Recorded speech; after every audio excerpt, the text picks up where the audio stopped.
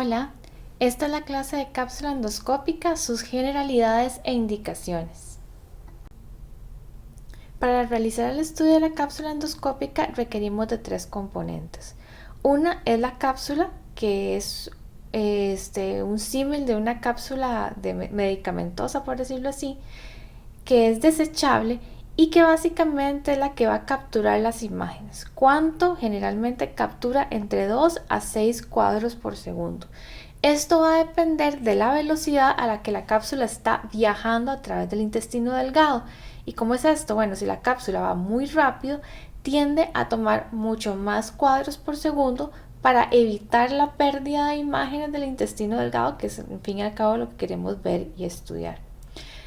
Todas estas fotografías o cuadros van a ser captados mediante los sensores que van a transmitir o que van a mandar toda la información al grabador. Y aquí es donde se van a registrar todas las fotografías tomadas por la cápsula y que posteriormente nosotros vamos a revisar en el estudio posterior. En el mercado existen 5 tipos de cápsulas endoscópicas. Nosotros tenemos la PillCam de Given. Básicamente tienen dimensiones similares y en lo que cambian es, por ejemplo, en los grados de visión y en la cantidad de fotografías, por decirlo así, o capturas por segundo. Entonces, dado que hay estas diferencias entre los diferentes sistemas, se han hecho varios estudios para valorar si hay alguna diferencia en la tasa de detección diagnóstica entre las cápsulas. Y lo que se ha encontrado es que básicamente no hay ninguna diferencia estadísticamente significativa en la tasa de detección diagnóstica entre los diferentes sistemas. En cuanto a la preparación para la cápsula endoscópica, es importante ser enfático con los pacientes de que deben suspender los AINES al menos un mes antes del estudio. Esto es porque hasta un 75% de las personas que consumen AINES van a desarrollar lesiones tipo erosiones, úlceras o estenosis tipo diafragma como esta en el intestino delgado. Y estas pueden ser responsables de sangrado oculto y en algún bajo porcentaje también de un sangrado evidente. Es importante que ustedes sepan que si ustedes le agregan el uso de IVP a pacientes que están tomando AINES crónicamente, realmente lo que están haciendo es aumentar el riesgo de que hayan estas lesiones en mucosa del intestino delgado, y eso es atribuido a la disbiosis que pueden producir los IVPs en el intestino delgado. Lo otro también que pasa es que algunos pacientes, algunos médicos cambian los AINES como tipo ibuprofeno hacia un inhibidor selectivo de la COX-2. Y sin embargo, estos inhibidores también van a producir lesiones en intestino delgado, pese a que se venden como que van a causar menos alteraciones en la permeabilidad intestinal. Igual pueden causar lesiones a nivel del intestino delgado, entonces es importante que tomen eso en cuenta. Lo otro es que hay que dejar consignado un consentimiento informado, y estos son enfáticos las guías europeas y estadounidenses, porque hay una probabilidad de un procedimiento fallido. Un procedimiento fallido es que no veamos que la cápsula pase del intestino delgado hacia el colon, y por lo tanto es un estudio incompleto porque nosotros no podemos saber qué tanto dejamos de ver del intestino delgado en el estudio. Lo otro, hay que informar al paciente sobre las posibles complicaciones que puede tener o efectos secundarios, y también hay que informar al paciente de los falsos negativos que podemos tener con la cápsula endoscópica, que incluso se llegan a reportar hasta un 40%. Y esto lo vamos a ver más adelante. ¿Por qué? Porque podemos dejar de ver lesiones, sobre todo en el tercio proximal del intestino. Es importante la preparación intestinal. ¿Para qué? Para así aumentar la tasa de rendimiento diagnóstico, ¿verdad? Entonces, preparar al paciente con polietilenglicol antes de la cápsula endoscópica sí que se ha visto que aumenta las probabilidades de visualización y por lo tanto de poder ver lesiones. También incluso el fosfato de sodio también mejoró el rendimiento diagnóstico, y se ha visto que el uso de polietilenglicol con un antiespumante pues mejora significativamente la visualización. En cuanto a las indicaciones para realizar un estudio de cápsula endoscópica, una de las más importantes y la más frecuente va a ser el sangrado a través, del intestino delgado, ¿verdad? Enfermedad de Crohn, anemia ferropénica, tumores intestinales, síndrome polipósicos, enfermedad celíaca y otras indicaciones que realmente son dudosas y no son avaladas al menos por las guías. Es importante que ustedes sepan que en el reporte de la cápsula endoscópica generalmente ponemos el tiempo de tránsito tanto gástrico como por el intestino delgado. Este estudio no está validado para valorar tiempos de tránsito, pero sí que hay medidas de tiempo de tránsito aproximado. Más o menos un vaciamiento gástrico tiene una media de 22.6 minutos y el tránsito por el intestino delgado más o menos tiene una media de 283 minutos. En cuanto a las contraindicaciones, tenemos contraindicaciones absolutas y relativas. Las absolutas, pues, de negación del paciente hacia realizarse el estudio, y en pacientes que tienen una clínica de obstrucción intestinal o estenosis ya conocida dada por resonancia magnética o una cápsula de patencia. ¿En qué pacientes sobre todo vamos a decir que es una contraindicación absoluta cuando encontramos alguna estenosis, por ejemplo, o estenosis intestinales? En pacientes que tienen más de 2 dilataciones preestenóticas, en pacientes que tengan estenosis larga de más de 10 centímetros, en pacientes que tengan dilatación preestenótica de más de 3 centímetros o en tumores voluminosos o múltiples segmentos de estenosis que lo veamos en la resonancia o en el TAC.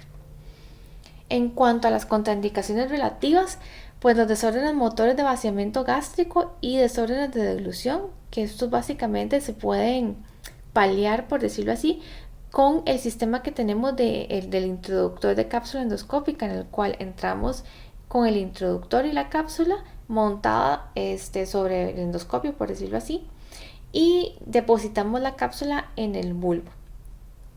Las mujeres embarazadas, básicamente por el volumen del útero y los posibles efectos que puedan tener sobre el bebé del campo electromagnético. En los niños no está aprobada la realización de la cápsula endoscópica en menores de 2 años. Y antes se creía que el hecho de tener desfibriladores o marcapasos podía interferir en la grabación de la cápsula, pero se ha visto que con los nuevos equipos realmente eso no se da, entonces no es una contraindicación. Hablando sobre las limitaciones que tiene la cápsula endoscópica, pues no podemos hacer terapéutica a través de la cápsula, no tenemos control del movimiento de la cápsula, ¿verdad? Y de su velocidad. Entonces, eso es una limitación importante.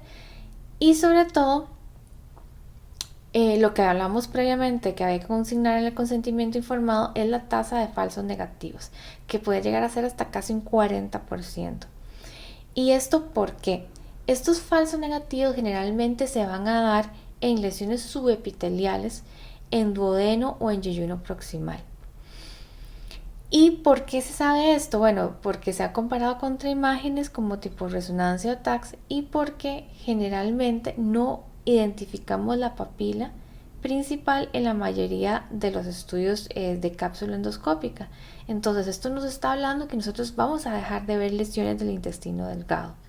Eso es importante, por eso consignarlo en el consentimiento, porque es algo de que ya es una limitación propia del estudio. Y también que tiene falta de especificidad en algunos hallazgos que son como incidentales en individuos sanos. Como cualquier estudio endoscópico, la cápsula no está exenta de complicaciones. Estas se pueden ver hasta un 6.3%. La retención es como la complicación que a veces teme uno más, y esta está definida por la permanencia de la cápsula endoscópica en el tracto gastrointestinal más de 2 semanas después de la administración de la misma, o la necesidad de algún tratamiento endoscópico o quirúrgico para poder retirarla del tracto gastrointestinal. Vemos que la retención es infrecuente en individuos sanos, por decirlo así. Sin embargo, este porcentaje va a aumentar a 5.2% en pacientes en los que estamos sospechando enfermedad inflamatoria intestinal, y puede llegar a ser tan alto como un 13% en los pacientes con ya enfermedad de Crohn conocida. Sí que puede haber sangrado, ¿verdad? Porque puede haber erosión de la mucosa por la cápsula y en muy raras ocasiones perforación.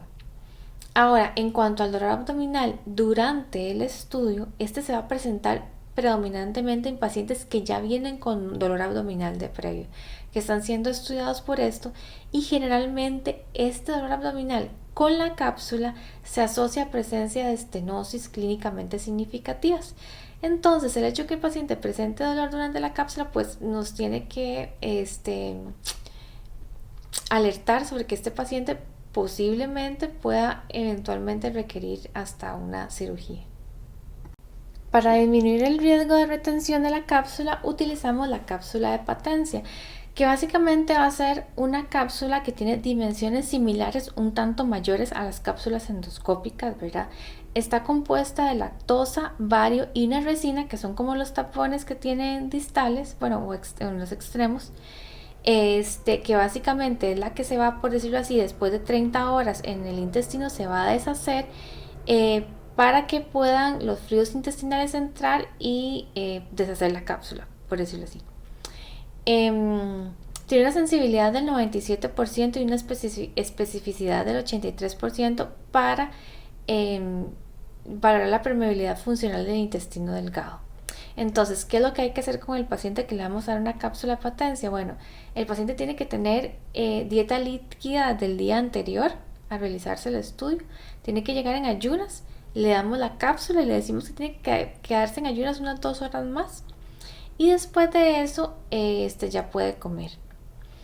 Después de dada la cápsula, tenemos que esperar 30 horas y después de 30 horas podemos tomar una placa de abdomen.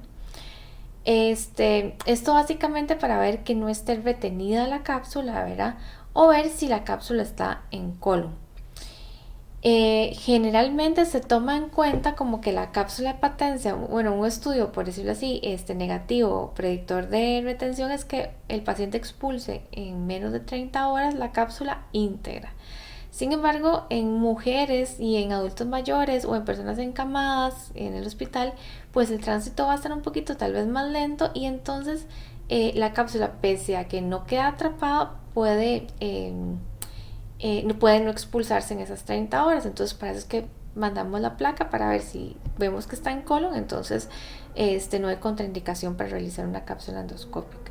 Básicamente está indicado en pacientes que tienen enteropatía por AINES, antecedentes de cirugías abdominales grandes, ¿verdad? De isquemia intestinal, de vólvulos, de tumores de intestino delgado, de historia de suboclusiones intestinales o de radioterapia abdominal.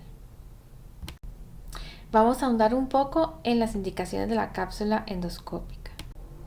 Como mencioné previamente, el sangrado es una de las indicaciones más frecuentes de la misma. Las guías de la AGA recomiendan realizar la cápsula en hemorragia gastrointestinal manifiesta, en las cuales la gastroscopía y la colonoscopía están negativas, en pacientes con una cápsula endoscópica negativa previa pero que tienen un sangrado de origen desconocido repetido, y en pacientes con sospecha de sangrado gastrointestinal de origen desconocido y anemia ferropénica crónica leve e inexplicable por otros estudios endoscópicos. El sangrado de intestino delgado representa el 5 al 10% de las hemorragias del tracto gastrointestinal. Y la cápsula endoscópica es el estándar de oro para el diagnóstico de sangrado de intestino medio, con una sensibilidad de 88.9 y una especificidad del 95%, con un valor predictivo positivo del 97% y negativo del 82%. La ventaja que tiene la cápsula endoscópica es que es menos invasiva y que también tiene una sensibilidad diagnóstica superior, por ejemplo, a la enteroscopía, que es más invasiva. Es importante recalcar que en sangrado sí es superior la cápsula, no así en otras lesiones que vamos a ver más adelante. Y la cápsula endoscópica, cuando la vamos a realizar en un paciente que viene por un sangrado activo, el mensaje que tienen que llevarse es: entre más pronto mejor. ¿Y cuánto es más pronto? Ojalá dentro de las primeras 48 a 72 horas en que el paciente es admitido en el hospital que viene por un sangrado. Entonces, lo ideal es que se le hace una endoscopía alta y una endoscopía baja. Si, por ejemplo, en la colonoscopía vemos que el sangrado viene de intestino delgado, lo ideal es que el paciente se despierte y nosotros le demos una cápsula endoscópica. Y esto básicamente, ¿por qué? Porque se ha visto que entre más temprano hacemos la cápsula endoscópica vamos a tener un mejor rendimiento diagnóstico.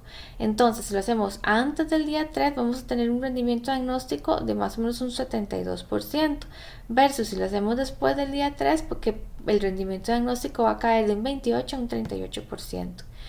Hubo un estudio que se hizo en una gran cohorte retrospectiva y lo que se vio es que la cápsula endoscópica disminuyó su rendimiento diagnóstico cada día después del ingreso y pasó de tener un rendimiento diagnóstico de 55% en el día 1 a 18% en el día 5. Lo que no dije previamente en la parte de sangrado activo es que las guías europeas dan hasta 14 días para realizar la cápsula endoscópica. Sin embargo, como vimos previamente, pues el rendimiento diagnóstico va a caer con los días y yo soy más partidaria de que entre más pronto, pues mejor. En cuanto al sangrado oculto, la cápsula puede detectar hasta un 72% de los sangrados ocultos. Sin embargo, pues muchos no se van a diagnosticar. Y entonces lo que sugieren algunos especialistas es que es mejor hacer cápsulas seriadas, ¿verdad?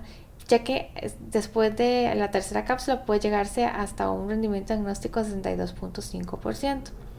Sin embargo, esto pues es bastante caro y en las guías lo que recomiendan es que es mejor antes de una segunda cápsula endoscópica repetir la gastro y la colon. En cuanto a los factores predictivos para una nueva cápsula endoscópica positivas, obviamente que el paciente desarrolle un sangrado evidente, ¿verdad? Si desarrolla un sangrado evidente, pues es mucho chance de que dándole una cápsula podemos llegar hacia la etiología del sangrado, ¿verdad? O en pacientes que tienen una disminución de hemoglobina de más de 4 gramos. Estas son las causas de sangrado más frecuentes por grupo etario. En los pacientes que son menores de 40 años, la causa principal va a ser la enfermedad inflamatoria intestinal, lesiones de la foie, pólipos en neoplasias, ¿verdad? O divertículos de Meckel. Y en los mayores de 40 años, pues generalmente, y lo más frecuente son ectasias vasculares, ¿verdad? Neoplasias también y también lesiones asociadas a INES. En cuanto al resangrado, se realizó un estudio en pacientes que tenían una cápsula endoscópica positiva seguido de una enteroscopía negativa. Y lo que se observó es que las enteroscopías falsamente negativas tienen una alta tasa de resangrado. Y si ustedes ven, a un año sangran el 20%, a 2 años el 25%, a 3 el 35% y ahí puede subir hasta un 62%. De resangrado en los pacientes que inicialmente tuvieron una cápsula positiva que la enteroscopía no logró evidenciar la lesión. Y como dijimos previamente, la cápsula es superior a la enteroscopía para evidenciar lesiones sobre todo vasculares. Esto asociado, o lo que se ha dicho, es que por la insuflación, la insuflación al aumentar la presión intraluminal puede colapsar algunas lesiones vasculares y por lo tanto se van a dejar pasar, por decirlo así. Más o menos la enteroscopía encuentra hasta un 70% de las lesiones que vemos en la cápsula endoscópica. Y en los pacientes que más riesgo van a tener de resangrar son los pacientes que van a tener una enfermedad cardiovascular, que requirieron transfusión, que requieren hierro y que tienen sangrado evidente y ectasias. En cuanto a las ectasias vasculares, son la principal causa de hemorragia de intestino delgado mayores de 40 años, ¿verdad? Lo que tienen que saber es que estas sangran intermitentemente, ¿verdad? Y que generalmente están agrupadas. ¿Y agrupadas en qué parte? Generalmente en el primer tercio del tiempo del tránsito gastrointestinal, o sea que van a estar proximales, en duodeno o en yeyuno proximal. Tienen una tasa de resangrado del 37.4% y generalmente quienes van a desarrollar estas ectasias vasculares, pues los pacientes mayores de 60 años con enfermedad de von Willebrand, con insuficiencia renal o cardiopatías valvulares y la enteritis por radiación. En cuanto a cómo se forman las ectasias vasculares, básicamente la teoría es que las obstrucciones vasculares intermitentes crónicas a nivel de los vasos de la submucosa van a llevar a una hipoxia local y una inducción del factor de crecimiento endotelial vascular, y esto básicamente va a producir una angiogénesis aberrante con formación de angioectasias que tienen endotelio pero no tienen células musculares. Ahora, como dije previamente, es importante que ustedes sepan que la mayoría de las ectasias vasculares van a estar proximales. O sea, que incluso que no necesariamente requerimos de un enteroscopio para poder hacer terapéutica. Incluso se le puede, con un paciente sedado, podemos usar un endoscopio de mayor longitud, como el colonoscopio, y poder entrar y ver si se puede hacer hemostasia de la ectasia que esté sangrando. ¿Y qué pacientes tienen más riesgo de sangrar y, digamos, tanto de una forma abierta como oculta, por ectasias vasculares? Son los pacientes añosos que tienen enfermedad renal crónica, cardiopatías y sobre todo las ectasias de mayor de 5 milímetros son las que tienen más riesgo de resangrar. En cuanto a las neoplasias del intestino delgado, los pacientes con el síndrome de Peutz-Jeghers